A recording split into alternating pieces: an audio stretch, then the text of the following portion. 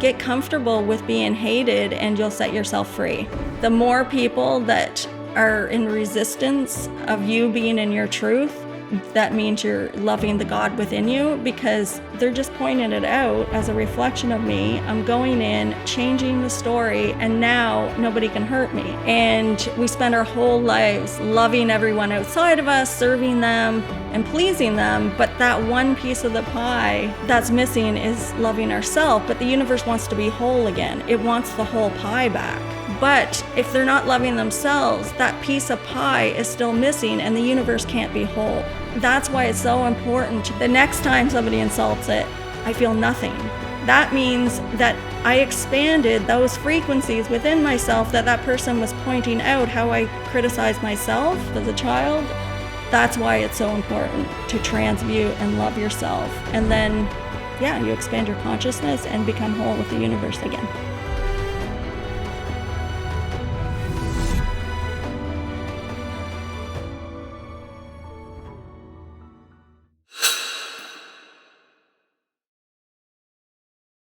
Tara Arnold, welcome back on Just Tap In. What are you most excited about right now in your life? Hi, Emilio. Thanks for having me. What am I most excited about is this next chapter that we're just coming out of. It's been like a 16-year, let's say, uphill battle for the Ascension symptoms. And for like our awakening, there's like a big shift that's happening right now.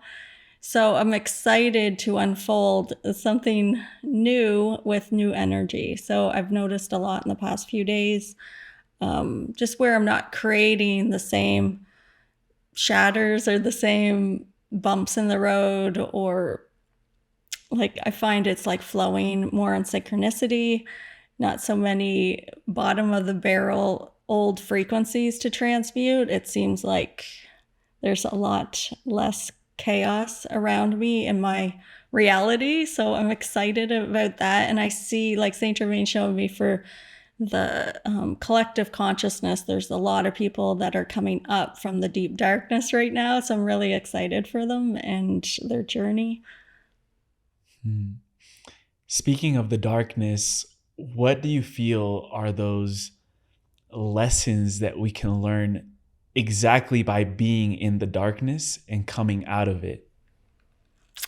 I'd say that it's just setting yourself free is the best, for me, it's like everything that we do, it's like blocked in these constrictive third dimension limitations. And so it's just coming out of that, all the structures, like the political, the religious, the educational, like all the boxes that we put ourselves in and other people put us in, and we allow it. It's coming out of that and having a sense of freedom. Yeah, I think that's the biggest thing. And I know you've been working with the Ascended Masters for quite a while. Saint Germain, you channel him very publicly, but also Master Jesus, Yeshua. And I wanted to know what he has taught you, what Jesus has taught you about healing the heart in specific. Well, with Jesus, his energy comes in a lot different than Saint Germain's. He's gentle but strong at the same time. So I find his, it's almost like he makes me smile. Like if every time there's darkness in my life, he comes in and makes me smile at the situation instead of judging it as good, bad, right or wrong. But he brings in this sense of power with it, of like someone who's very strong but gentle. They're powerful but gentle at the same time. It's like a really nice mix of energy. And if like say that am in a really bad place, he'll just make me laugh about it. And he does that often. Like if my husband and I were to have an argument, they won't let us argue anymore. They make one of us smile.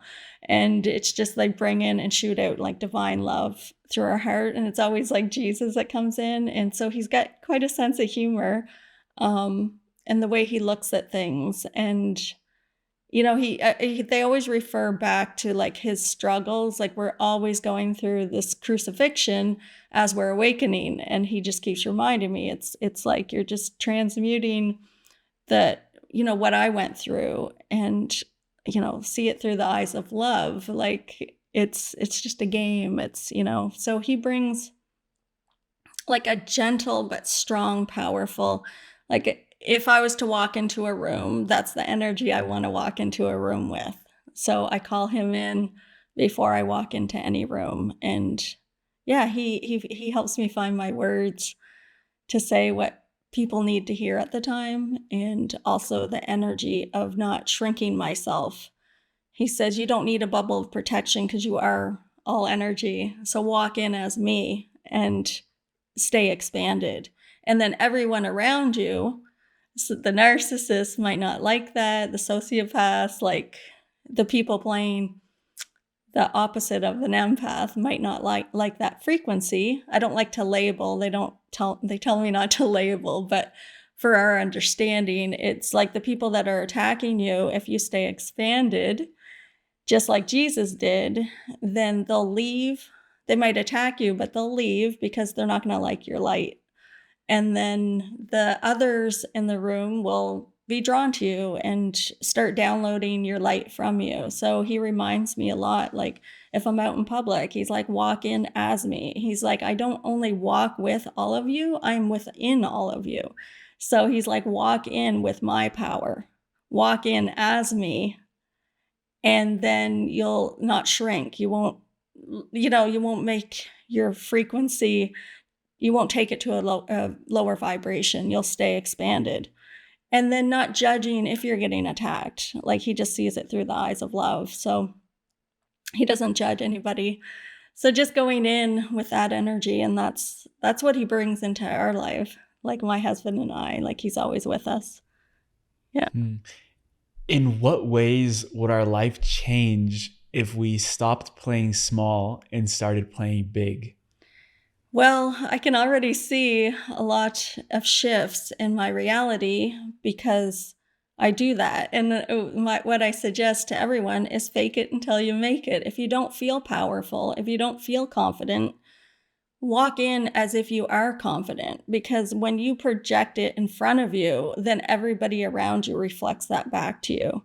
And so you'll start getting respected because you're respecting yourself. You'll start getting complimented because you're loving yourself. Like it's all going to reflect back to you. So even if you don't feel good, even if you don't feel confident, fake it, because the universe only knows the vibration of the frequency that you're putting out. So even if it doesn't feel real to you because your ego's telling you you're worthless, if you bring it up from the heart, the feeling of confidence from the heart, that overrides any ego thoughts. So don't worry about your thoughts, because it's the frequency the universe is responding to.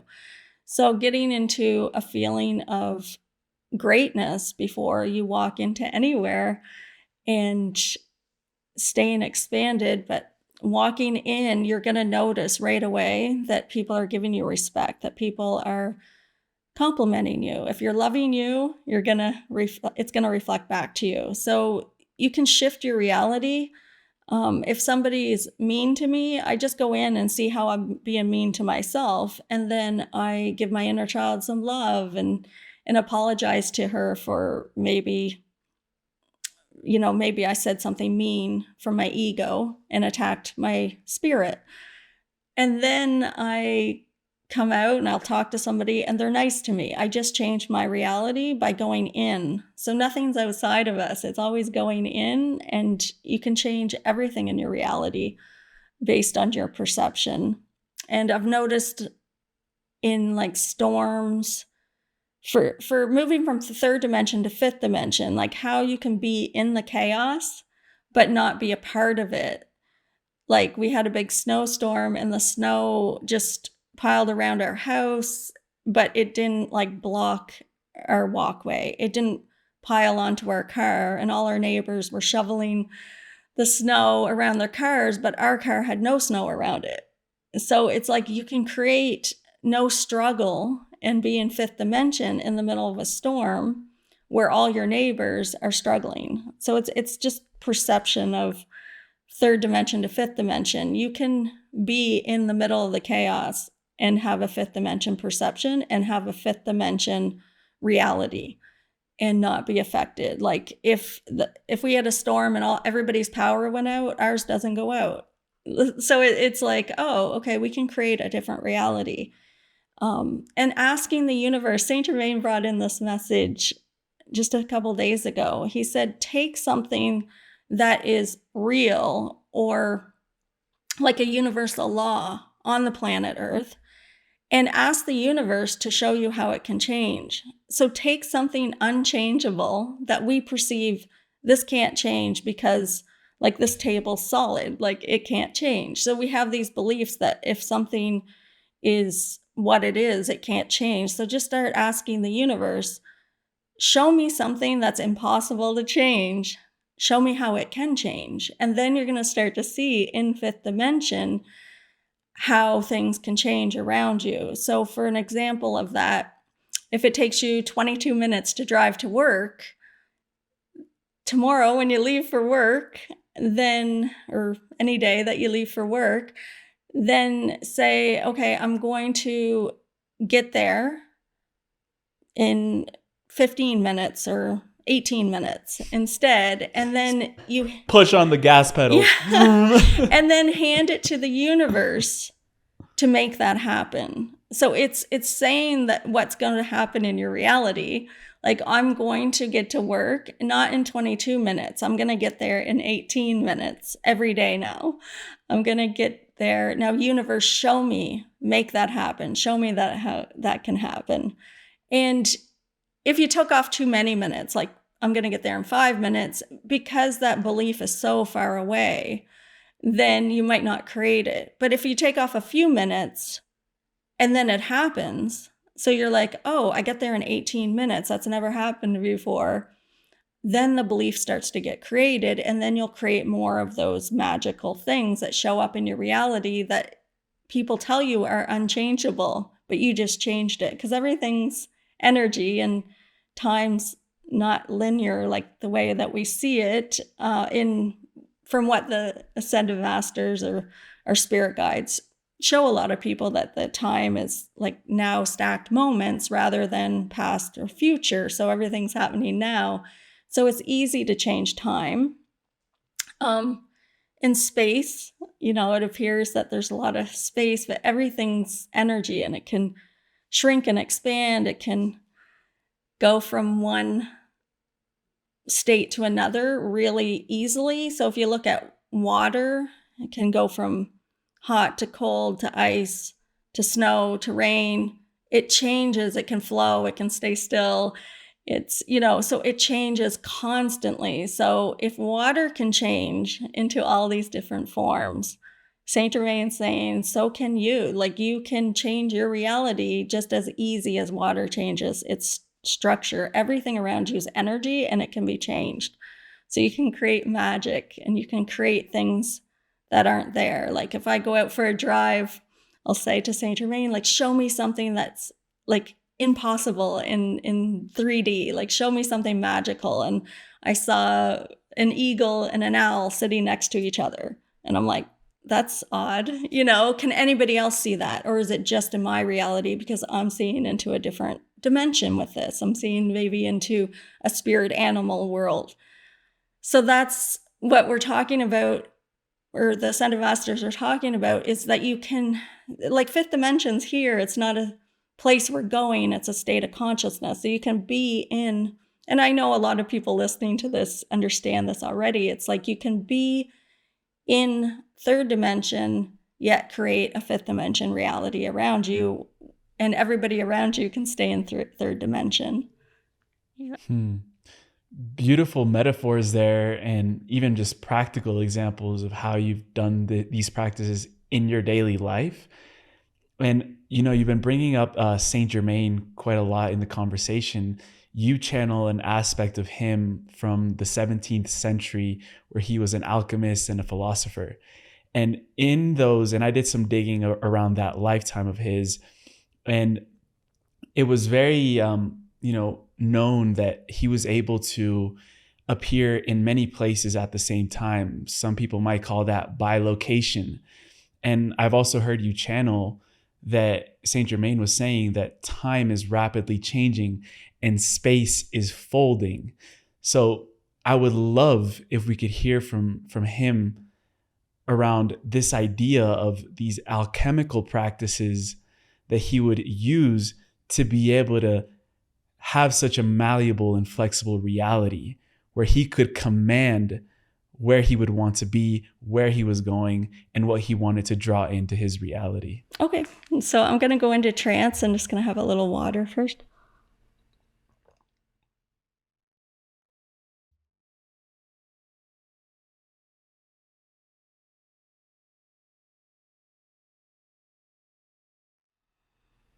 Oh, yes, welcome. I am Saint Germain. We welcome you all. Okay, so I'm just going to go a little deeper.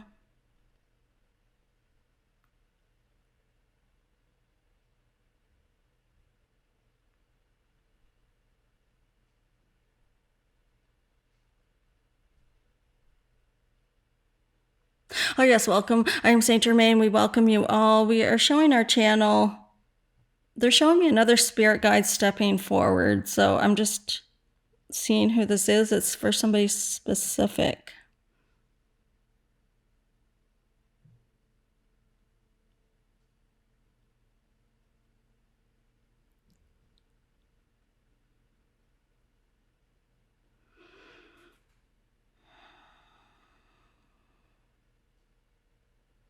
Okay, so I'm just going to come out of trance for a second. He's showing me that there's some people that are viewing and they're calling in, it's like Metatron to change the reality. And so he's just telling them that Metatron's here. So it just, and to keep working with him. There was somebody specific that was asking about, because they were doing some alchemy and stuff and with Metatron. So, okay, I'm going to go back into trance now. He taps into the audience, and so he'll just tap in and get some questions and stuff in real time, because we were talking about time. So sometimes during the trance channeling, he'll grab questions or he'll show me something. So he was just showing me that he says, you don't have to just go through me, because I'm just asking him now. I'm like, why did you bring that in? And he's like, because a lot of people listening to this, a lot of viewers don't work with Saint Germain. You don't have to work with Saint Germain. You can call in anybody that you feel comfortable with, because it's your reality. It's not spirit. So as long as you're heart centered, whoever you're drawn to for energy, they say pick them as your spirit friends. You pick your friends on planet Earth. That you pick your spirit friends the same way you pick your friends on planet Earth. Who do you want to play with? It's your reality. It's not spirit. So as long as you're heart centered, as long as you're in the vibration that matches their frequency, then they'll join you. So he said, for all of you listening, he's showing me that, yes, that spirit guide is working with me, because he's saying there's a lot of people saying, I call in, like, say Archangel Michael or Metatron, but I'm not sure if that's him working with me. Know it 100%, and it will be so. And he said, that's how I create alchemy. I know it 100%, and then it unfolds into my reality. It's not a belief. You have to know it, and then the universe responds to that. The universe will show you. And you're not going to have the belief when you first start, but then when the universe shows you something, then the belief gets created. It's not getting the belief first that Metatron's working with you or Saint Germain's working with you. It's knowing it first. He said, that's how you create alchemy. Okay, so I'm going to go back into trance. I'm just consciously channeling right now, but I'll go in and just see if he has any anything to add to that for the creating alchemy. Beautiful. Oh, yes, welcome. I am Saint Germain. We welcome you all. We are showing our channel, Alchemy. Spiritual alchemy is frequency. It is frequency. Everything is frequency. Remain in the now moment and know it to be true in your reality, and it will reflect back to you. It is going beyond, as we were saying, it is going beyond the belief and knowing it without waver. It is having faith. Faith is trust in the absence of evidence. You must trust first without any evidence. You must know it. You must know that you are all that is. There is no separation. You are all that is. If you are all that is, then anything is possible. If you are all that is, and you are calling in someone to protect you, but you are that. You are the dark and you are the light. What would you need protection from? We would say it is knowing that you are everything. This gives you the power to change it. I know that I am everything. I know that I am Jesus. I know that I am Ascended Master Saint Germain. You must know your greatness in order to change your reality. You must know that you are an ascended master. You must know that you are source energy or God energy, whatever terminology you use. Everything is one energy. There's no separation, and therefore, if you are all energy, this gives you the power to change all energy. It is that simple. Alchemy is frequency. If you see the studies of having plants beside each other and you talk angrily at one plant and it will die, and if you talk and give love to the other plant, it will thrive and live. It is responding to the frequency of the vibration of the words. See everything in frequency.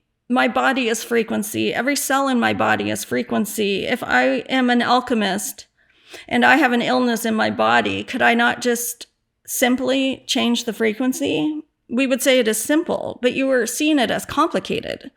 This stumps many because when you are in the ego consciousness, there is a problem to solve, but there are no problems. Your ego is making you believe that there are problems to solve. It is more simple. Get out of the complicated and get into the now.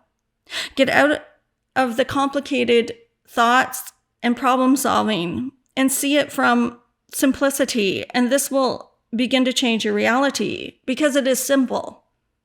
The ego wants you to figure out the problem. The ego wants you to solve it. But what if there is nothing to solve? Because this is how we see it. It is not that there is anything to solve. It is simply knowing you can change the frequency by feeling it, stating it, knowing it. I know I can change the frequency. When Tara feels like she's having a heart attack, she simply says, I change the frequency. How does she do this? She says, Master Jesus, change the frequency. If I'm having a heart attack, back to love. If I am to leave the planet, then don't. If I am to stay on the planet for my highest good, then change the frequency of it. And she lets it go. She does not rush out to the hospital. She allows whatever is happening. She has no attachment to the outcome. She has no attachment to the life or the death.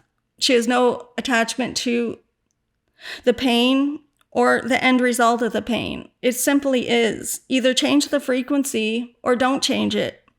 Whatever is for my highest good. Tara commands that the frequency of the feeling of the heart attack will be transmuted back to love, but it is up to the universe to make that happen.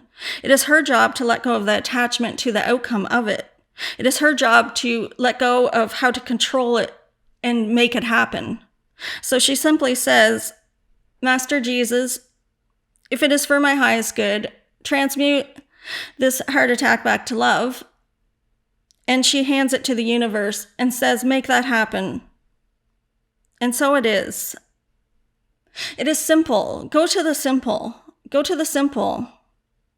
We are not saying don't go to the hospital if you're feeling like you're having a heart attack, because many of you believe that if I go to the hospital, I will be helped and I will be saved. And if this is your belief, then go to the hospital. It is not us saying do not go out and ask for help outside of you. It is simply saying that when you have a situation, focus in on the simplicity of it if it was a vibration instead of a third dimension illness or a third dimension limitation. This is all we are saying is, what if I focused in and saw it as something different than what everyone in third dimension is telling me it is? Someone in third dimension, a doctor, is telling me I'm having a heart attack. But what if I just saw my heart as energy? What would that look like? And so on your way to the hospital, practice that and see what happens. See if when you walk into the hospital, the pain goes away because you did the alchemy. This is what we are saying. We are not saying to stop going to a doctor. We are not saying to stop going to a hospital. We are saying on your way, practice that and see the results. See the end results. For some of you, the pain will not go away because the belief and the knowing isn't yet created. You're still skeptical. But for many of you, you will notice the pain is gone.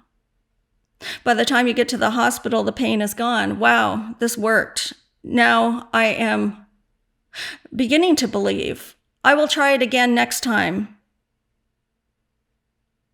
When you cut yourself, many of you will have a simple cut.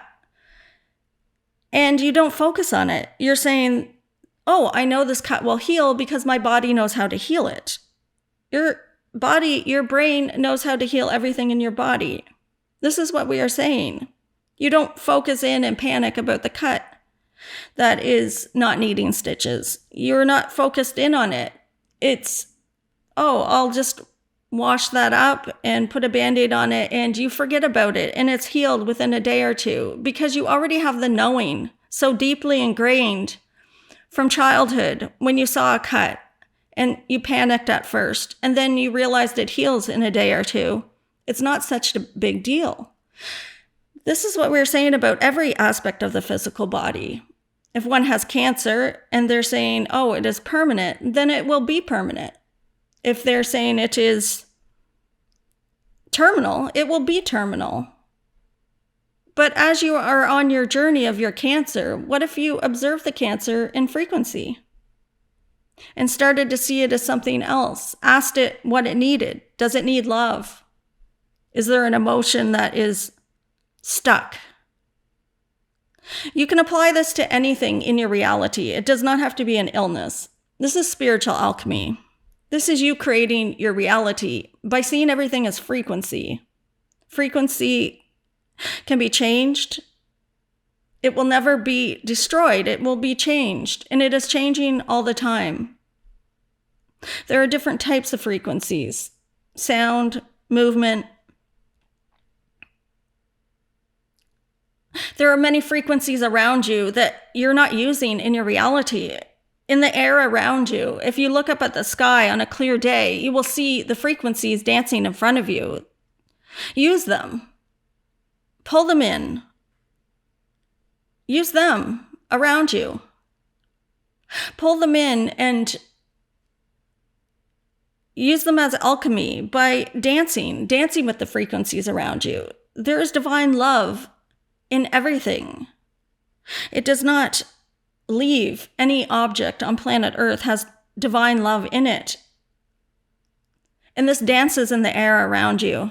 This dances in a leaf. It dances in a chair. It dances in every one of you.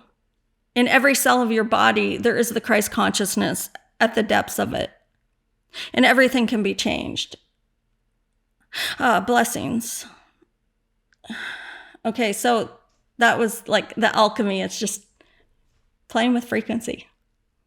Wow. And there's this huge teaching there that he unfolded, which was the attachments that we have. And it's almost like the moment that you become unattached to the body, you can subtly change the frequencies going on in and around it to shift whatever illness, disease, discomfort that you may have. That was very interesting. And the way that he described that, I'm almost interested because he has called this the game that humanity is currently going through. And I'm curious to know, like, when Saint Germain steps back and watches the game unfolding for humanity currently, what does he see?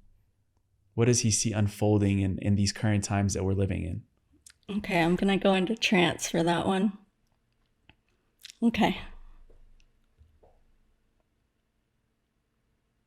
Oh, yes, welcome. I'm Saint Germain. It is the Great Awakening. There are many of you that are aware of this. You're listening to this podcast because you are on your awakening journey. This is why you are here.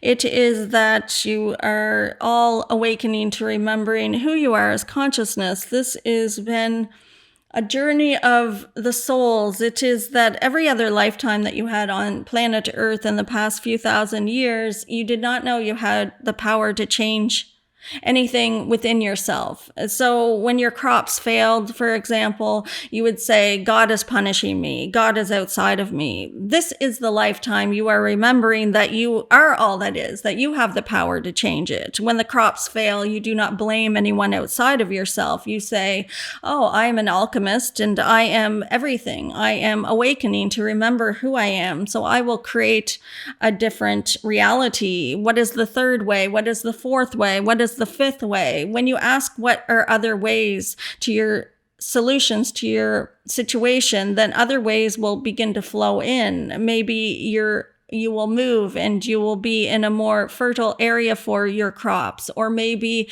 your message is to change your career and the next career is abundant. There are many ways. There are infinite amount of possibilities flowing in to your reality at all times. And this is giving you the power to change your reality because you are remembering that you are all that is. You're remembering that you are source energy. That is what you are doing here. And within that, the past few thousand years of lifetimes that you have had on planet Earth, they are all happening now because there is no past, there is no future. And those emotions that you cannot transmute, the feeling of dread when the crops failed, or the fear of starving to death, that is what is coming up from the depths of you. Many people on the planet are in constant panic and fear and anxiety, and they do not know why. But we would say it is because you're transmuting through your chakra systems all the past lifetime fears as well, because this is the lifetime you are able to do it, because you are remembering that you are all that is. The other lifetimes you forgot who you were. You did not have the power to transmute it in that lifetime. So in this lifetime, as those feelings of panic come up from the depths of you, relax comfortably into it. You are transmuting to awaken to a planet that is more comfortable, to a planet that is more evolved. We would say not so barbaric. In history, you can see how some practices were barbaric, and now they do not do those practices. Why is that? It is because they have expanded their consciousness. Everyone that expires on planet Earth physically, when they cross over and they come back to planet Earth, they come back with the knowledge from the last generation, but also with an expanded consciousness. Every person born on planet Earth comes in with a more expanded consciousness than the people on the planet right now. So the souls get excited to leave and exit the body and then reincarnate and come back because you'll have more of an expansion.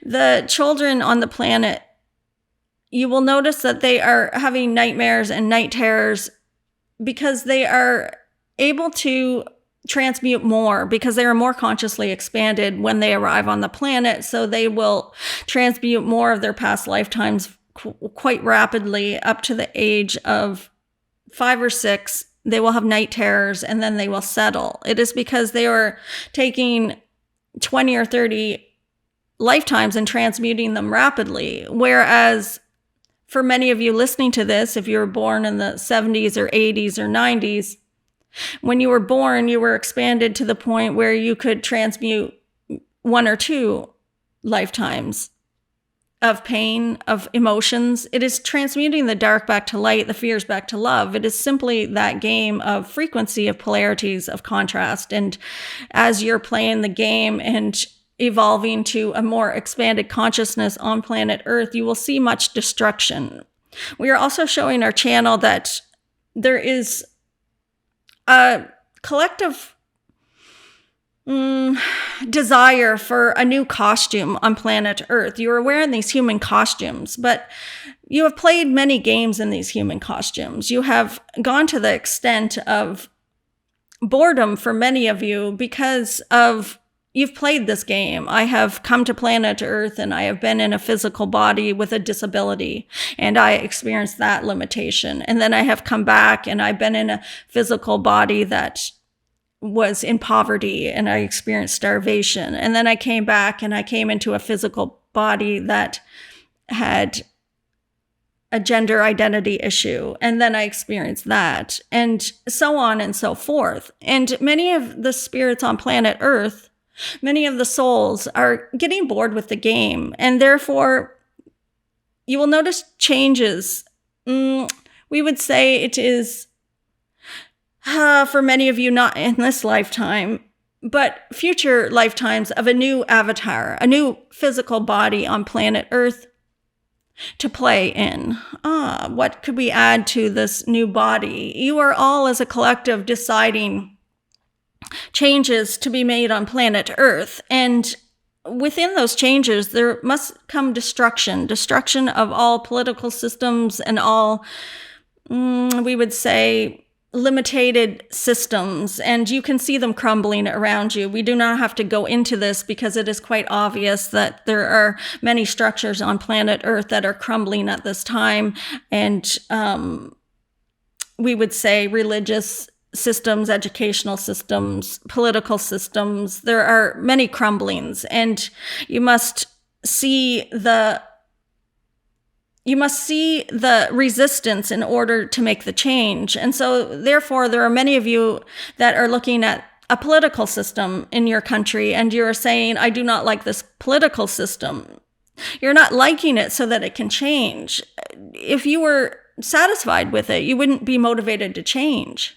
I would like change because this person is triggering me. That is why nothing is in alignment on planet Earth in your perception, because if it was in alignment, no one would strive for change. Every decade, there is more changes if you look back in history, because you are consciously expanding and you are letting go of all the limitations and resistance and all the rules and the conformity and the ownership. There's many ownership and rules and shattering those rules. And you are on planet Earth for this game of expansion, but there must be destruction with it. In order for something to be rebuilt, something must be destroyed first.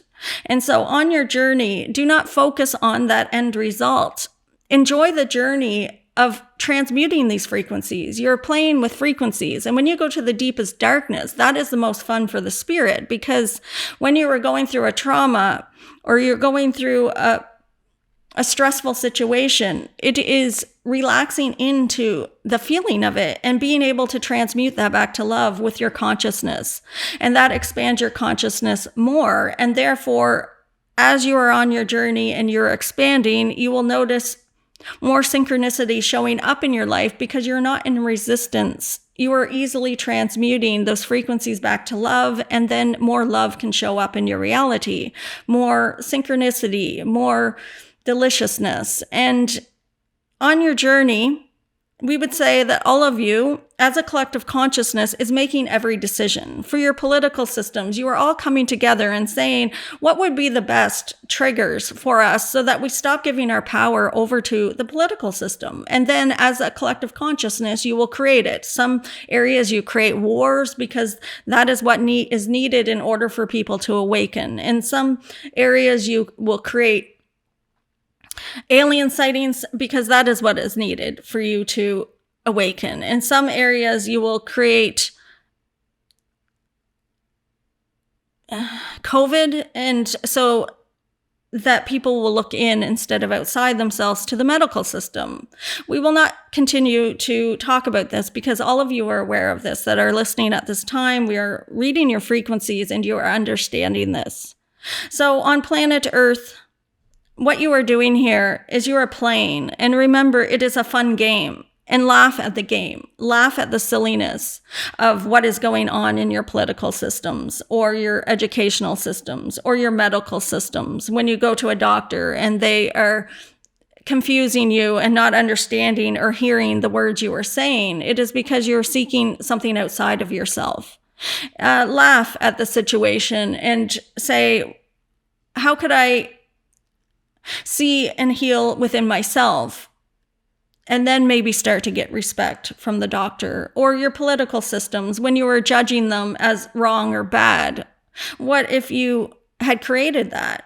What would that look like? If I look in and say, well, I created that political figure to behave in this way so that I would stop needing them. So I'd stop depending on them. So I'd stop wanting somebody to save me. There's a collective conscious program running on planet Earth. There is half of you, we would say roughly half of you that need or want somebody to save you. And there is half of you that need or want somebody to fight for you. And you are seeing the polarities of this. Some of you are saying, send me somebody to save me. I need to be saved. And some of you are saying, send me somebody who will fight and stand up for me. I need someone to show that they will fight for me. And so this is the battle. Let go of those belief systems and you will see things change in your reality. All is well on planet Earth. We are excited for the unfolding of the awakening, and we are seeing it as a fun show. We are not seeing anything serious. Let go of the seriousness. See the laughter in all, and you will start to enjoy the game. Blessings. Okay. I was in trance a little too long. Wow, he really went deep in that question, huh?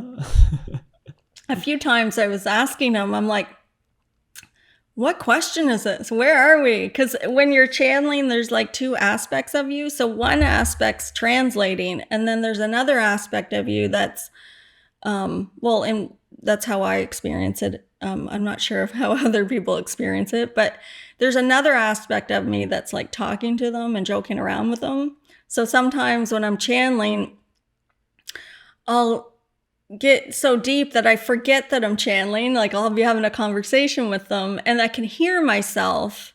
It's just, I'm not paying attention to it. So, and then I'll remember and then I, come out again. How do you know when you're in too long? Well, my heart rate was going up quite high and he's telling me that my body temperature was getting too hot. So I just have to like cool down a little. Taking a water break and getting you got the ice pack there with you. Yeah. I think it's because the reason is because as I'm channeling, other ascended masters are coming in with different frequencies. Like, so some of them will come through, like Jesus usually brings through frequencies for the heart chakra. And then I'll see that in my third eye. I'll see it as like green color and he'll say hi. And then I can feel him bring through frequencies for the audience for the heart chakra. So if anybody's open to receiving the divine light, then the ascended masters are channeling. Every time I go into a trance or consciously channel, they bring through frequencies of divine light that you can receive. And then it transmutes like dark back to light, fears back to love, with whatever your spirit's open to receiving at that time.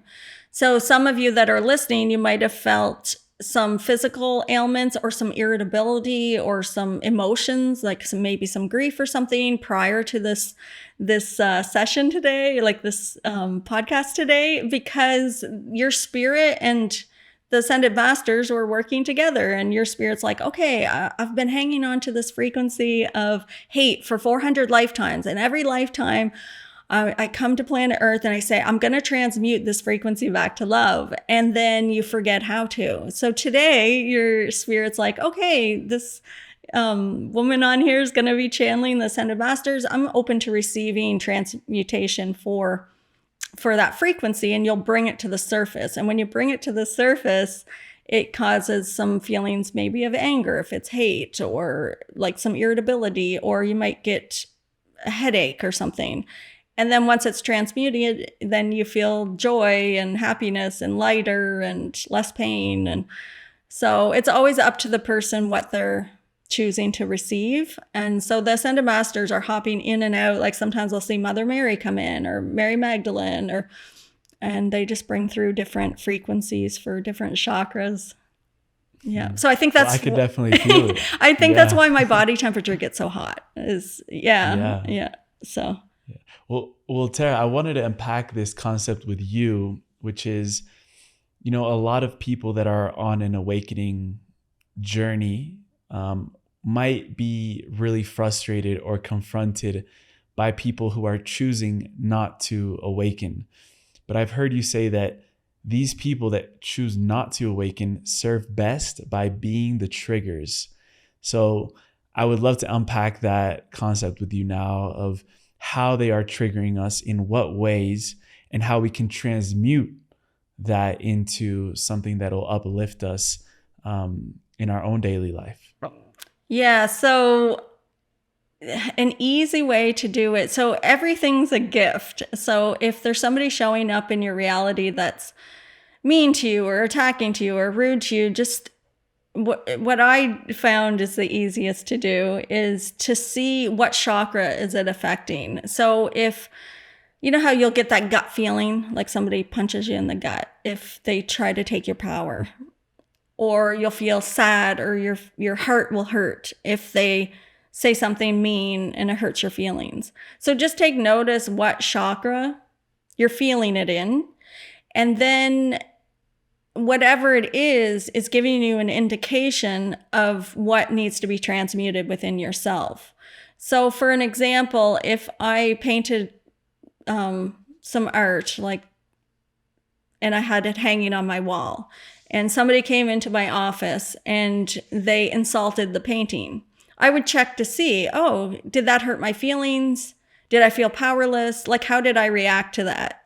And then when they left, I would go in and work with my inner child and give her that love and tell her that she did a perfect job, that we don't need to have that belief anymore, because it's always us telling ourselves as children how worthless we are, because that's what society teaches us. So it's like when you're born, you come out and you're amazing, and everybody makes this big deal of the toddler and claps every time. Everything you do is perfect. But then around the age of 5, this excludes people that were very abused. And I know there's some people on here that went through a lot of not so happy childhoods.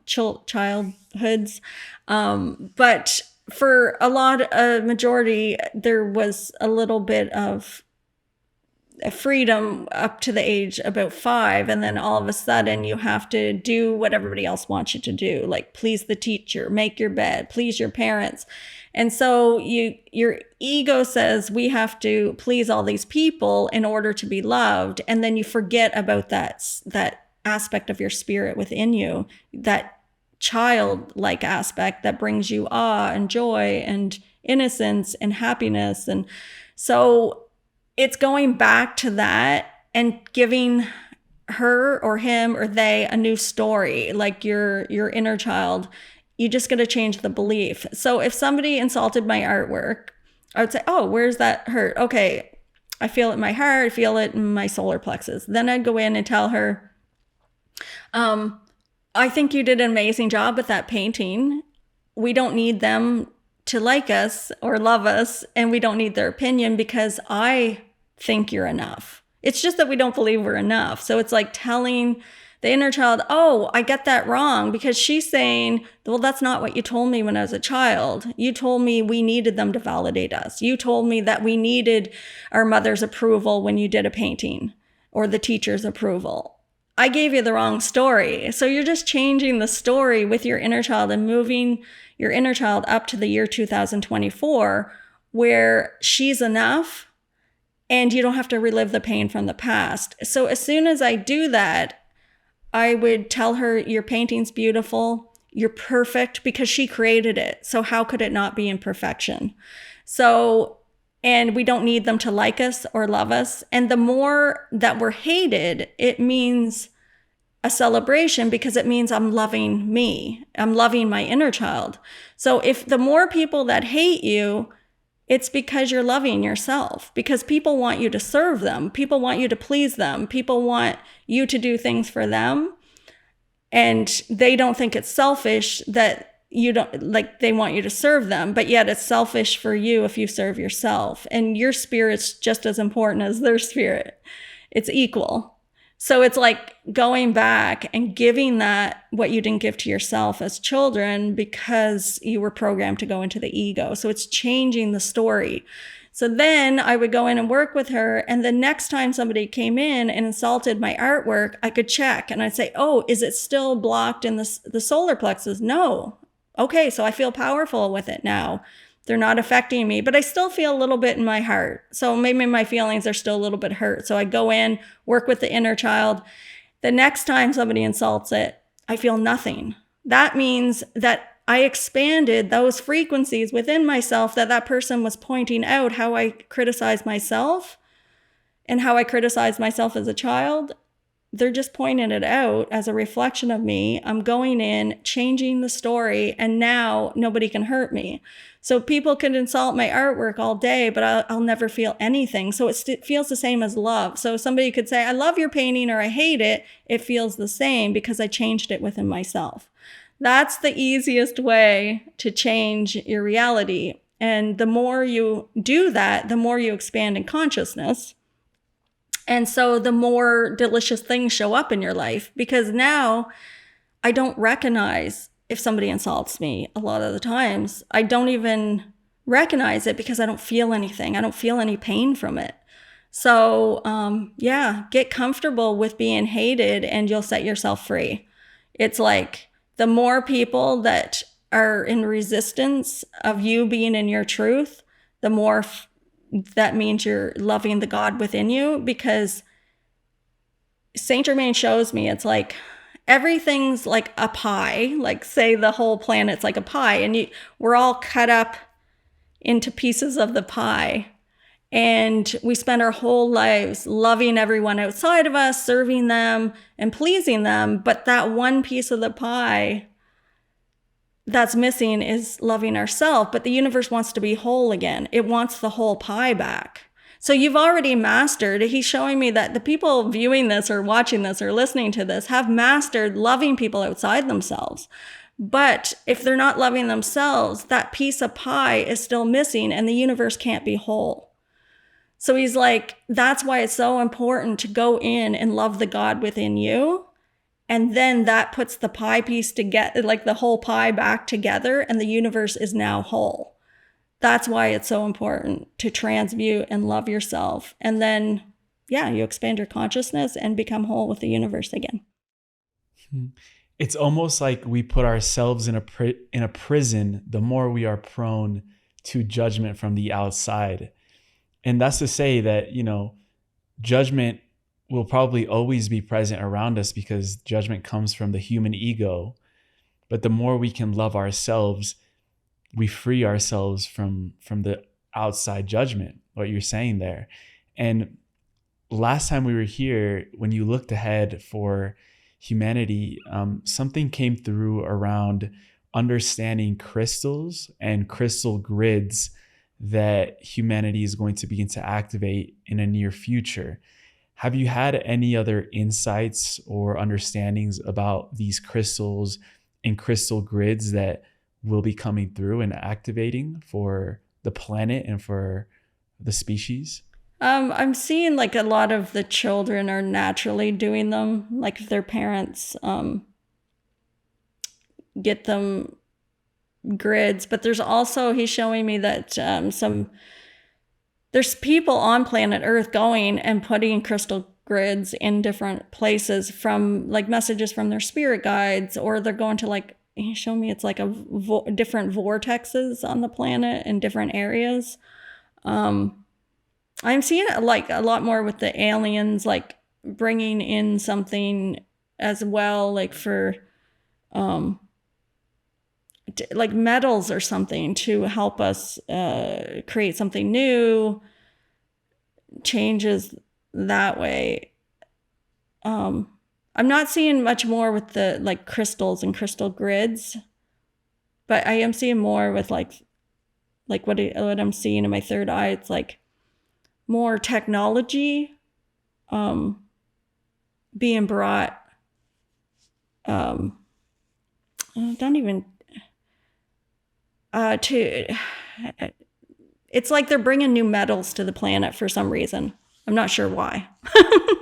But it's like they'll have like new sort of, I don't know if they're called metals or like they're like some that we don't have here, but I don't know if it's they look like metals in my third eye, like metal, like the color of them and stuff. Yeah, like to different things for different technology. There's not a lot of like the fear, like there's like so many people fearing like all these changes or all this stuff, and it's not focusing on the fear of everything, like all the the weather and all the natural storms and natural disasters. There is going to be destruction, and just to stop fearing it. It's our souls are in these bodies and they're playing a game, and the spirit's not upset when it crosses over. It's not upset. It's like instant awakening. So it's not he's showing me it's like a fun thing when somebody passes over, because you instantly awaken. So it's not getting caught up with all the destruction. I know this is going off the crystals, but it's not getting too caught up with there's going to be some more destruction. Yeah. And so the crystal grids are helping to anchor those things, but not to fear the destruction, not to fear the things that aren't seeming like they're in alignment. That's the main focus, is to focus in on not fearing it, because that's what changes everything.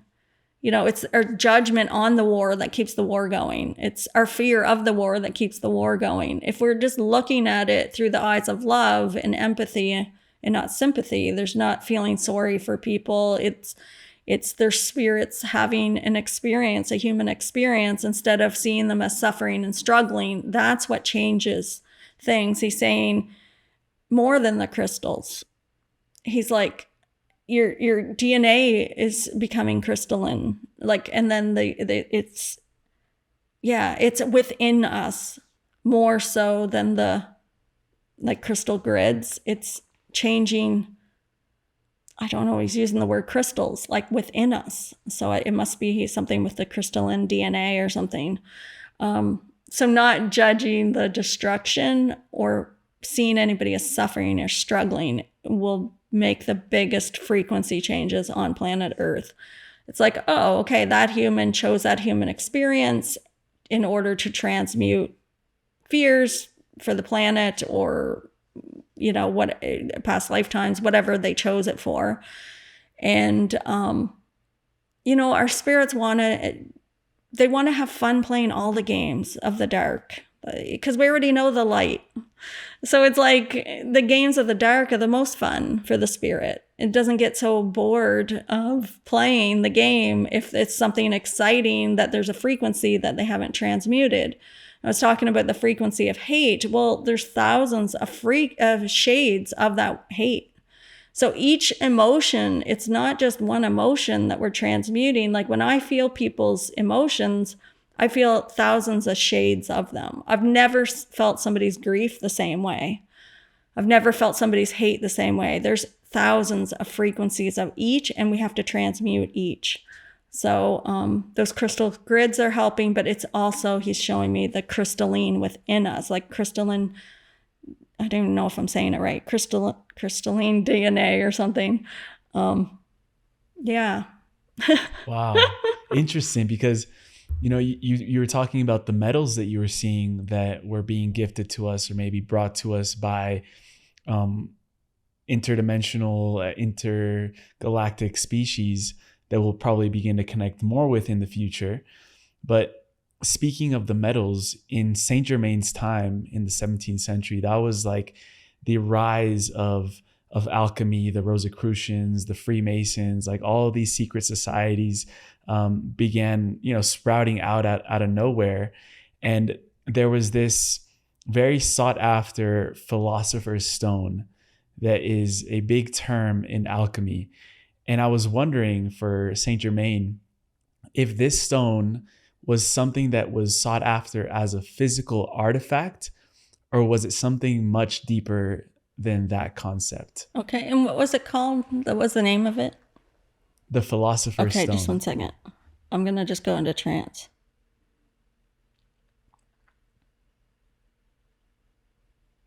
Oh, it was metaphoric. Oh, the Philosopher's Stone, it's metaphoric.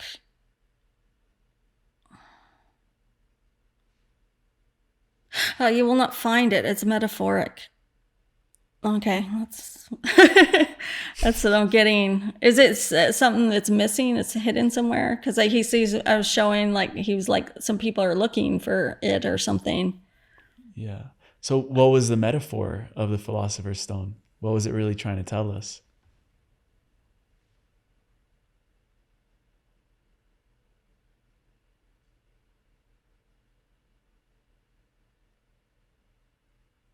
The stone itself is metaphoric. It was a story.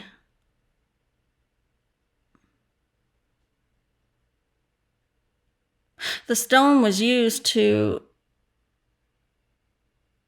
as a metaphor for someone's story.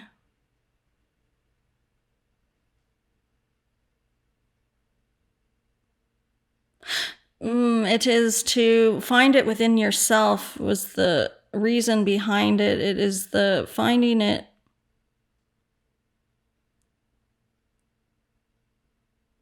Finding the information within yourself. When you have the stone, you will know.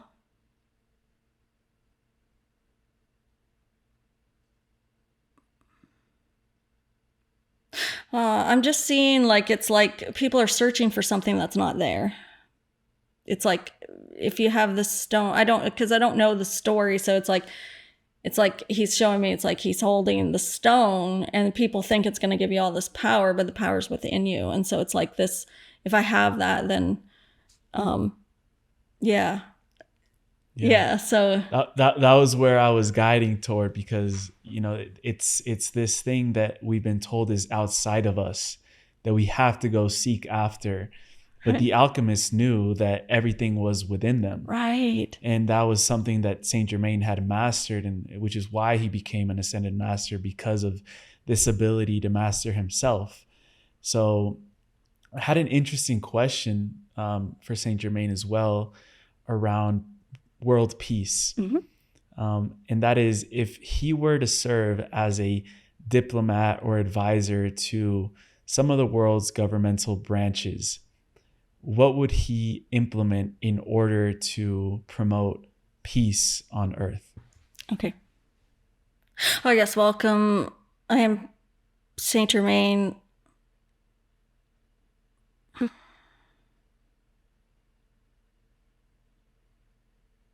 It is not peace you are looking for. You are looking for the trigger on planet Earth in order to shatter the political system, in order for it to collapse. So it would be more triggers to collapse it. We are showing our channel that on planet Earth, the whole mission from the spirits on planet Earth is to break all the structures. We are showing our channel that your map has lines on it, and the lines are separating countries and provinces and states, and man put those lines there. God did not put those lines there, but yet you believe that there is separation from state to state or country to country.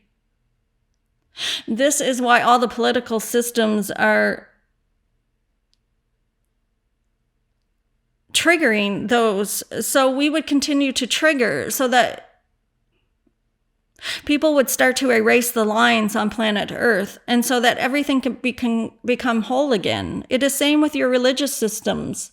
There are churches all over. In one city, you may have 5 different churches with different belief systems, and they fight with each other. There may be somebody getting married to one church and their parents won't attend to the wedding because it does not align with their beliefs, and this is causing separation. They are seeing one church as more important than the other. This is causing separation. But what if the churches collapsed? Would it not all be one? What if the political systems collapsed? Would the lines erase?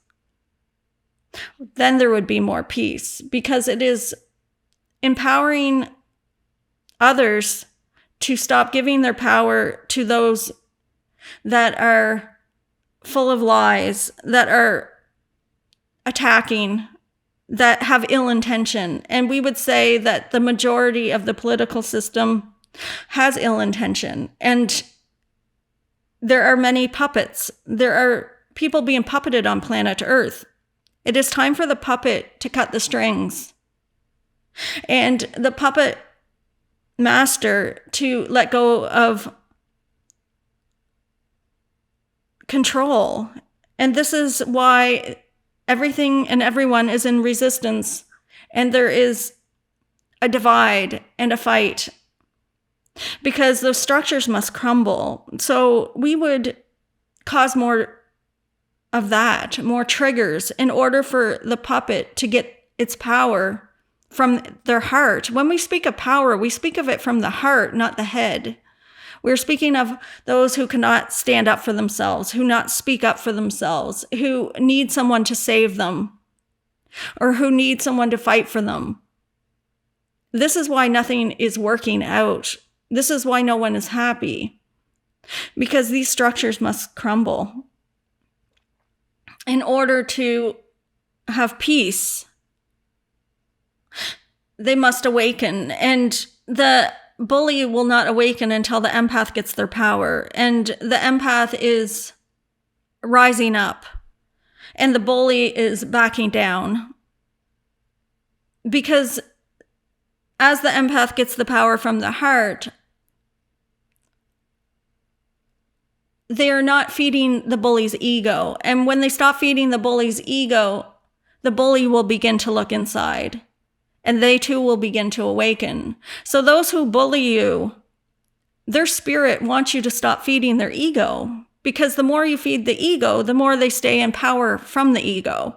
But if you stop giving your power away and you stop feeding their ego, they too can awaken. So their spirit would like you to stop feeding their ego, stop pleasing them.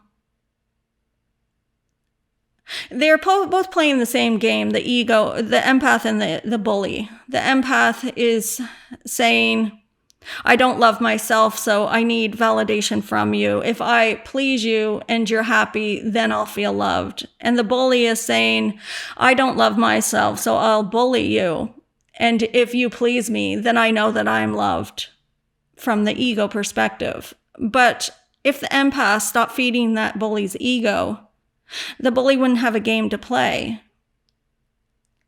And then the bully would ask why. Why isn't this person feeding my ego? And then the bully would start to look inside. It takes two to tango. It is the game of the polarities, and there's no judgment on either game. You were looking at people that are psychopathic or narcissistic, and you're judging them, or judging the ego empath as weak and inferior, and judging the narcissist as superior and mean. And we would say that both have an equal role on planet Earth. One can't awaken without the other. Start seeing the gift in all those around you who trigger you, and go inside and change it within yourself so they too can awaken. Everything is imperfection. See it as a video game. Do you want to go to the next level? Because you keep repeating the same loops over and over and over, and you're never getting to the next level of the game or writing the next chapter in your book. It is time. It is time for those to go in. Go within, not without. Blessings. Okay, so they're just kind of pulling back a little. I had to get some water. Yeah, it's so interesting because for me, the notions of something like collapse or destruction are a little bit hard to grasp, in the sense of like looking out into the world and the current systems. Like, what would it even begin to look like if the current system of finance or government just was collapsed? What would we then do? What would be the new iterations of that we would create? And what is it that we even want to create? I feel like that's a question that, it's a question that we need to ask ourselves, not necessarily in this conversation, but what do we want to create? What is that new system for us? Have you had any insight as to what would be some of those tweaks that we would need to make in the current systems that aren't serving us right now, that would give us a better, more whole reality for everyone, for ourselves as well? Well, what I'm seeing is there's like a lot of things many of us won't see in this lifetime. So it's like what I'm seeing is like everything collapsing, and then it's like we start a new species like after that. So it's further away. So it's just, it's going to be a little chaos, and as things collapse, there's nothing we have to do to make those changes except for go in, because nothing's outside of us. We think there's something outside of us, but everything's like a reflection of where we're vibrating at. It's like a hologram. We project frequencies in front of us, and it reflects back to us our reality within us. Like, so anybody that's in your reality, your friends, your family, everything they do and say is a reflection of where you're vibrating at, because we're seeing it as something is real. But he's showing me there's nothing really real. It's like the video game, right? It's even like space. Like you fly out to, you go in your rocket ship to outer space, but then when you perish, you'll realize there is no space. It's like if you see it as everything's like a play. He showed me that movie of Truman, and Truman thought there's a sky, and then at the end he climbs the ladder and opens the door. There was never a sky. It's like when we cross, that's how we're going to see it. So it's, what I'm getting is that our spirits are getting bored with these costumes that we're wearing, these human costumes. And I feel like there's a new costume coming in the future. So it's like as people play the game and awaken, there's going to be, destruction before there's peace. But even after that, it's like creating a new species is what I'm seeing. It's like, so at the end, it's like you play the game of frequencies for, a few thousand years. And then the spirit's like, oh, I've experienced all that, as an empath in this lifetime. I was a narcissist in this lifetime. I was maybe a serial killer in one lifetime and a nurse in another lifetime. Like you start to get bored of the game, and So yeah, it's like our spirits are like, okay, I've played every game. Like, yeah, you know, that's why you're seeing such crazy things on the new, well, in our perception, crazy stories that are shocking. It's because they've got to create more games. They're getting bored of the old ones. So it's like, I can't believe that happened. You hear that a lot, like things going on the planet. It's like, wow, I can't believe that actually happened. And it's, our spirits are getting to that end of it's like playing the same board game over and over and over and over. You know, some of the video games, they'll bring in new levels, and they're always changing. My husband loves playing those video games that there's always new things changing, new levels, and it's not the same thing over and over. So yeah, I think what he's showing me is that after the awakening, after things destruct and we become like peaceful, it's like our spirits are gonna want to create a new species on the planet. Yeah. Yeah. Would that species still be human? It would be us, but we classify? just, like, you know, we perish and then come back and reincarnate into a different species. Like every species before us has gone extinct. It's just the game. We just, you know, but it's not going to happen in this lifetime for us. Like it's going to be like a little later. Like it might not happen in this lifetime. So it's just like, that's what I'm seeing. It's like everybody's getting excited about new things, you know, instead of playing the same old game, you know? So. One of the things that Saint Germain was saying is that loving the God within is the missing piece, and that this is an imperative thing to master on our spiritual journey. What does it actually look like to recognize first the God within and then learn to love it in that process? I'd say the connection with the inner child, because right now there's a lot of us, he's showing me there's people that are awakening, but they've let go of the ego attachment to love, the ego attachment, or the ego joy, ego love.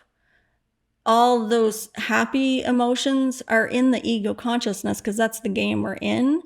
And so because people have let go of the attachment to them, they are in a space of emptiness. And so what they feel right now is emptiness. I want to leave the planet every day, but I don't want to commit suicide, but I don't want to be here. He's repeating that over and over. Like people are like, how can I get out of bed? Like, I feel empty. I feel nothing. I'm not motivated. Well, motivation comes from the ego too. So if you're not feeding the ego anymore, you lose the motivation, you lose the ego joy, you lose the elated feeling of being proud or happy because you've let it go. And that there's a lot of us in this space of emptiness. There are a lot of the viewers in the space of emptiness. And the way to feel the divine love is going through that inner child, because the inner child's a creative energy for anything in fifth dimension. And if you're not including her or him or they to create, they're not going to bring you joy, divine joy. So the divine joy that they bring, we haven't as like felt on planet Earth unless we connect to that aspect of us that can channel in that fifth dimension or higher dimension divine love. Like, you know, sometimes Jesus will burst love out of my heart, that divine love. Many of you that are watching this have felt the Christ consciousness come in. And then you're chasing it with the ego, like, I want that back because I felt it once, but I want to feel it again. The way to get it again is working with your inner child, like all day, because she'll teach you or he'll teach you how to love them. And when you're loving and respecting them, they're going to bring you divine joy, and you're going to feel like a skip in your step. Every morning will feel like Christmas morning. Every day is your birthday. Like it's that rises up from you when you're giving respect to that aspect of your spirit. So the inner child's an aspect of your spirit. It's like your spirit's made up, from what they're showing me, made up of thousands of fractals of light frequencies. And the inner child's just one of those fractals. And since she's the creative energy and she has the power to bring through divine joy and love, connecting with her, him, or they is very not important, but it would be the most fulfilling thing to feel that divine love while you're still on the planet. So for example, like I'd wake up and I'd say, good morning, inner child, happy birthday. Because then if every day is our birthday, we always feel special, because that was the only day we were allowed to feel special as a child. What you want to do for your birthday party. And then even if you can't see your inner child, because some people can't visualize, feel it. Feel it. Do you want to go for a walk? Do you want to paint? Where do you want to play today? And see what feels good, and then follow your heart from there. Follow that feeling. That puts you in fifth dimension all day, because getting to that frequency of joy from a child's perspective, even like if you're not a child person, but you're an animal person, just the feeling you get holding your cat or your dog, that feeling, or a newborn baby, if you're a child person, that feeling, that, that happiness, that joy of connecting your consciousness to the consciousness of somebody else and feeling that love, you can have that within everything if you bring the inner child in. And then even like I'll be present with, like if I'm sitting here and I am present with the computer, I can feel the consciousness of the computer. I can feel the God within it, and I can feel that divine love. So if you start to focus on everything around you, like the salt and pepper shaker, like I'll walk past, like I can feel the love between the salt and pepper. If they're separated, I'll feel like the sadness of it, because I'm connecting to the consciousness, and salt wants to be with pepper. And my husband laughed at me, and I'm like, you don't feel that? And he's like, I thought everybody could feel that. So if you want to feel that, it's like just being present and asking to see the God within everything and connecting with the inner child. And you'll feel, the divine on earth. Yeah. Saint Germain was said to possess eternal youth, and that in every apparition he would just maintain the same age. Do you feel that his secret to that was related to his relationship with the inner child? Yes. I did do a channeling on my YouTube channel. I can't remember what it was. It was about aging and how to age, using alchemy, I believe, to age. And it's like seeing it within your like self, but you'll have to check out the YouTube, because I can't quite remember, but I did a whole channeling on it, and to appear younger. And I look younger than I did. Like, how old do you think I am? Because you're not gonna. I don't want to get in trouble. I don't want to get in trouble right now. You're not gonna play that. I'm not taking the bait. Okay. Everybody guess my age, and then I'm gonna tell you. In the comments. Yeah, in the comments, guess my age. We'll pin whoever gets it right. Yes. Yeah, so my age, so everybody might be done now. Almost 50 years old. So wow. I looked older, I think a few years ago, and now I find, like, somebody the other day thought that I was 27. I went to get my hair cut, and she said, we were talking about our age, and I said, I'm 49, I'm almost 50. And she said, I thought you were 27. So I know, like, I'm getting feedback that I look younger than that, Is it from working with Saint Germain's energy and the Ascended Masters? Yeah, or is there anything in specific that you've been doing? It's from doing what he said in that video, and then just working with the inner child and, consciously expanding. And so it's just having that joyful youth from my inner child coming up. And but yeah, that video, I can't quite pull in what I channeled about, but yeah, there's a video on my YouTube, and it says something about aging, reverse aging or something. I can't remember what the title is, but yeah, if you want to check it out, then you can go to my YouTube channel. Amazing. And one thing there about the youth And this podcast is very connected with that mission of bridging all of these concepts and wisdom teachings with the younger generations. And I've heard you speak about waves of light workers. I'm interested to know if you've had any insight around the next wave of light workers that are stepping into the planet right now in the form of the young generations, Right. and what they're really here to step through and bring to humanity in their own gifts as well. It's like he's showing me the children being born. They're coming in. They're knowing and remembering a lot of their past lifetimes. They're telling their parents about it. It's not like they need to awaken. They're coming in awakened, a lot of them, remembering who they are as source.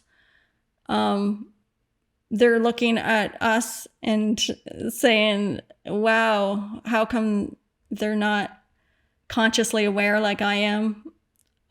You'll see a lot of them. They'll have a lot of talents and gifts that come quite naturally to them. They seem like old souls, or like on the singers on America's Got Talent, or those kind of shows and stuff. You'll see a lot of conscious kids, and they're bringing through like messages of empowerment, but they're also, when he's showing me, when they walk into a room, they're instantly changing everyone's frequencies in there, like transmuting like really fast and instantly, and they're speaking up to like parents without like worrying about what the parent thinks. They're not scared of their parents. They're not scared to speak up. Like I saw a video the other day, and the little boy said to the father, well, why you demand respect from all of us, but yet you're abusive to your wife. And he was like 4 years old. He's like, you abuse my mother, but yet you expect her to respect you. Why aren't you giving her the same respect? Like, they're very consciously aware that there's a problem with something, and then they're not afraid to say it because they're not attached to that parent needing them to love them, because they know who they are as consciousness. So that's where they're at. They're already coming in conscious. So it's not like a wave. It's like they're awakened. So Tara, we end every episode with a segment called The Final Trio, as you know. Before that, where would you send people to connect with you, with your work, all the beautiful things that you're offering? I know you're offering this content in Spanish and Espanol now. So yeah, what do you want to share with us around where people can connect with you and find you? Well, they can join me on my YouTube. It's Tara Arnold. Is my YouTube channel. And also I have a website, taraarnoldart.com. And we have live events once every 6 weeks usually. And I just channel about a different topic. So we have those via Zoom. And we offer courses online, like they're pre-recorded. And we have them, a few of the courses are in German, French, and Spanish, and English. So I think, and like Instagram, and I think that's about it for how you can come and join me on YouTube. If you want to leave a comment saying that you came from the show, that'd be awesome. Man. Beautiful. Yeah, we'll link everything as always in the show notes where people can just go directly to you. For the final trio, the first one I wanted to ask you is very related to the inner child. And that is, what is one sign that you have received from your inner child that has expanded you the most? I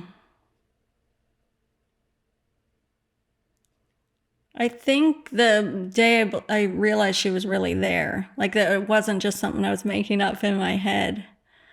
And so how that happens is, if you go in and work with your inner child, you every type of channeling, you start the frequency and the universe joins you.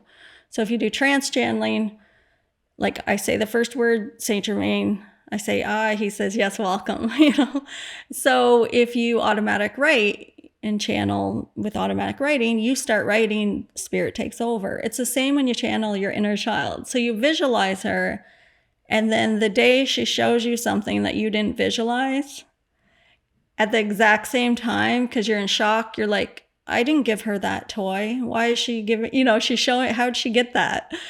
At the same time, she's going to bust and like divine love through your heart, and you're going to burst out crying. That's going to happen when you connect with your inner child.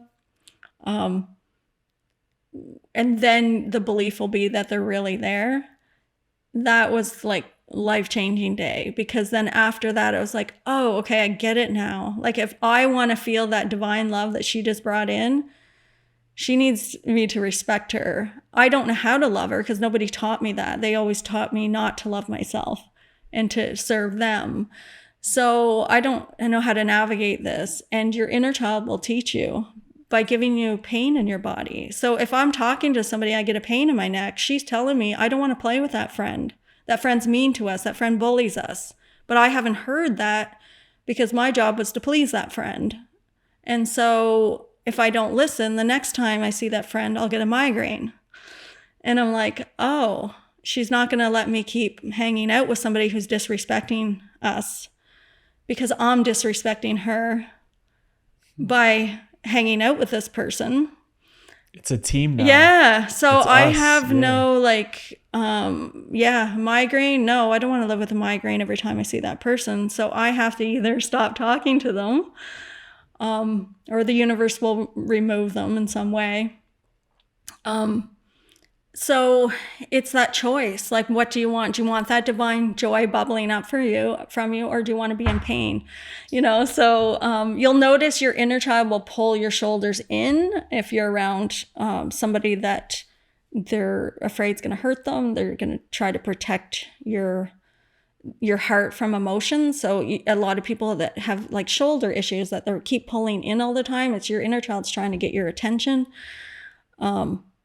Like I said, with the neck pain, what else I'll feel like it's like my spirit travels from chakra to chakra, like to show me, how she's feeling, or yeah. Super useful to even know that our body will respond to people around us, the environment. And if we don't listen, that'll then create something chronic down the line that we don't want. So the best thing that we could do is listen to the inner child and what it's asking of us, because it knows what's best for us. Right. And in order to connect with them, you have to start the frequency. You have to start the connection, and then they'll join you. And the inner child will sometimes hide for the first little while because she doesn't yet trust you. So once you get her to trust you, and then, keep moving her up to this year, so she's not reliving the pain from the past all the time. Then you'll see her more, because some people can't see them, and it's like, well, they're gentle. You got to take your time with them too. Like they're 5 or 6 or get a picture of them and put them on your wall that you look at every single day. Yes. That helps. I've tried that before.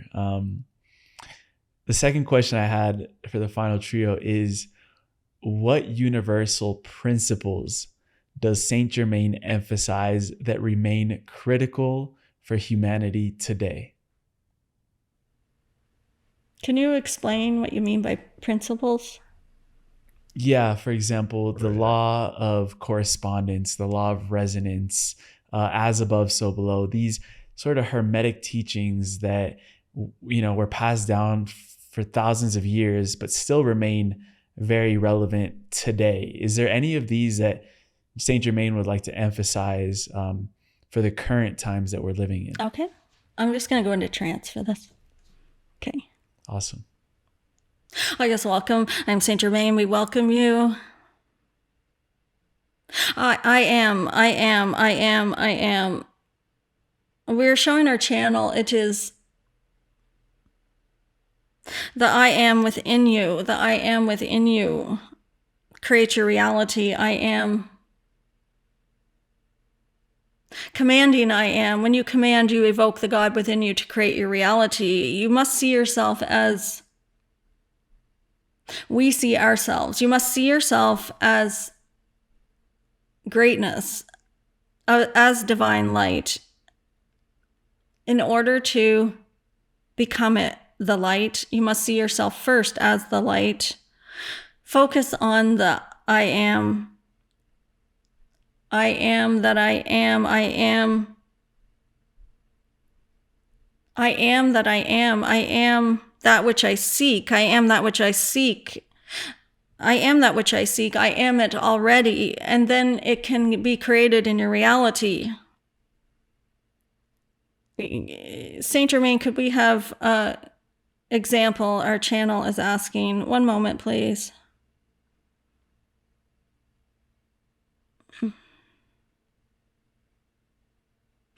Tara had changed orthodontists, and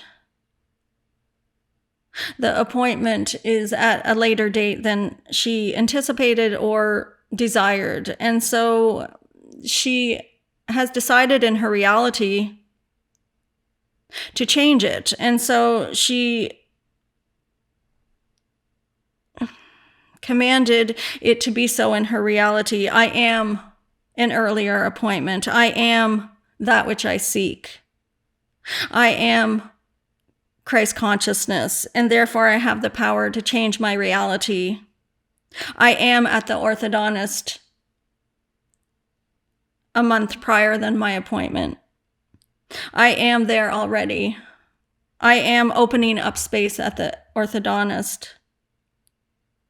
I am creating that everyone cancels to open the space because I'm in 5th dimension. I'm not in 3rd dimension. In 3rd dimension, the office is full. There are no spaces left. But I am in 5th dimension. What would that look like? Doors would open. People would cancel. There would be so many spaces left that I would get in early. I am that which I am. I am that early appointment. I am that. And then she commands the universe make it happen. If you're not commanding, you will not create your reality. It is not the vibration of demanding. This is a lower vibration. We are talking about commanding. When Jesus commands people to be healed, he walks into a room and commands it, and it is so. You must be that frequency of Jesus, of the Christ consciousness, and command it to be so in your reality to make it happen. Focus on that. There are many universal laws that don't apply to 5th dimension, and many of you are perceiving your reality in 5th dimension. So you want to change the game. You want to have a different perception. Start small. We would say to command that when you go to the grocery store, that you'll get the perfect parking spot every time. The closest one to the store, the closest one to the cart return, and that the store won't be as busy. It won't be chaotic. Command this. And then when it happens, you will know that you are the creator of your reality and that you can create a reality vastly different from 3rd dimension. It does not have to be busy and chaotic. Tara is opening a space at the orthodontist, but she is not attaching to the outcome. She is letting go and handed it to the universe and commanded that the universe make it happen. Commanded God make this happen. Commanded that in her reality, that she will get called in early. And this will be so because she does not waver from her truth. She does not waver from her faith. She is knowing it before it is happening. Know it and it will be created. Know it without a doubt. This is the focus, is going within. This is at a time in humanity where one must go in and not without. You cannot change anything outside of yourself anymore. You will notice even if you go to a charity event and you are donating to this charity, and in 3rd dimension, the donation was received and you felt proud and excited that you were able to help out. And now you're going to it and no one is thanking you for the gift. And people are rejecting you. Why is this happening? Why is this happening, Saint Germain? I don't understand. And we would say to ask why you are donating. Because many of you, if you are donating to feed the ego, so that people will like you, so that you'll seek validation outside yourself, so they'll accept you, so they'll see you as kind. If that was your intention, then the universe will shatter that intention by not giving you what you're seeking. I gave that donation so that I'd be loved, so that everybody in the community would say, look how much they donated. And now I'm important. Now I'm validated. Now I'm loved. If this is you and you are awakening, you will notice that you won't be as accepted. With the donation, you'll be rejected and not thanked or given gratitude. Because the universe wants you to look in and ask, why did I have an ego intention of donating? Because now, once you have that awareness, you will begin donating from the heart without an ego intention. You will not have the need to feel validated or important or loved outside of yourself because you will be loving yourself. And then when you go to give the donation, because you're loving yourself, the universe will give you abundance and you will have more to give. Because you're loving yourself, the abundance will flow in, and then you can give freely from your heart. So everything in your reality, as you're trekking through your ups and downs in your daily activities, ask why. Why am I doing this? Begin asking questions to yourself. Where am I driven from? Why did I bring a gift to that friend? Is it because I'm afraid to lose them? And so I must keep gifting them in order for them to remain loving me and keep loving me? Where am I motivated from? Is it my heart or my head? You must lead with your heart in order to create a delicious reality. Many of you, in the recent weeks coming up, you will notice these changes. You will notice the depths of your ego on a deeper level and what motivates you and drives you to do the things you do. And do not judge this. Do not criticize yourself for giving a gift in order to receive love. This was the game you were in. You were in a third dimension game, and that's the game you're playing. The reason why the gift won't be received is so that you can awaken to a new game in fifth dimension and give from the heart instead of the head. Most of you, or some of you, are not aware that you're giving from the head. As soon as you have the awareness, do not judge it, because then you are criticizing yourself and it puts you in a lower vibration, and you cannot receive from a lower vibration. Instead, give gratitude that you have the awareness that you are giving a gift in order to receive love outside of yourself, and then change that and begin giving from your heart. You are all magnificent beings of light and love, and we are with you. You do not need Tara to connect with us. Call us in. We are here. Blessings. Thank you. That was beautiful. Yeah, that was a nice one. And to end, I have a question for you, Tara, and that is, if the new game for humanity had a theme or a name, what would it be called? Freedom. Freedom, just free from our own prison that we create. All of us create a prison, whether, a lot of times it's in our head, sometimes it's outside of us, but freedom. Yeah. Freedom and sovereignty are probably the two words I've probably heard the most throughout the recent podcasts I've done. And it's almost like it's rising. That energy of freedom is rising. So I pray that everyone is able to get out of that own prison that they put themselves in and find the freedom within.